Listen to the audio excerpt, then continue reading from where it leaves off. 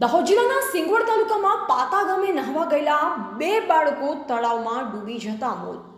પ્રાપ્ત માહિતી અનુસાર દાહોદ જિલ્લાના સિંગવડ તાલુકામાં આવેલા પાતા ગામે તળાવમાં નહાવા ગયેલ બે બાળકો ડૂબી જતા મોત નીપજ્યા, જેમાં જ્યોત્સનાબેન મનોજભાઈ ડામર જેઓ ભુગેડી ગામના રહેવાસી, પણ તેઓ મામાના ઘરે મહેમાન આવેલ. મૃતક બાળકીની ઉંમર વર્ષ આશરે 9 જેટલું જાણવા મળેલ છે. તેમજ તેનું મોત નીપજ્યું તો બીજું બાળક શિવરાજભાઈ બાબુભાઈ ડામોર જેઓ પાતા ગામનો વતની, તેની ઉંમર અંદાજે 11 જેટલી જાણવા મળેલ છે. તેમનું પણ મોત નીપજ્યું, જેમાં બંને લાશને સંજેલી સામૂહિક આરોગ્ય કેન્દ્રમાં મોકલી આપવામાં આવી હતી. સંજેલી તાલુકામાં ફાયર બ્રિગેડની વ્યવસ્થા ન હોવાથી જાલોદથી ફાયર બ્રિગેડની ટીમ આવી યુદ્ધના ધોરણે શોધખોળ બાદ મૃતદેહને બહાર નીકળવામાં આવ્યા અને તલાટી કમ મંત્રી સ્થળ પર પહોંચી પ્રાથમિક રિપોર્ટ મેળવેલ અને પાતા ગ્રામ પંચાયત સરપંચ પણ ખડે પગે રહી અને આજુબાજુમાં શોકનું મોજું ફરી પડ્યું. રિપોર્ટર કિશન મોનિયા સાથે વિજય ચરપોટ, સંજેલી.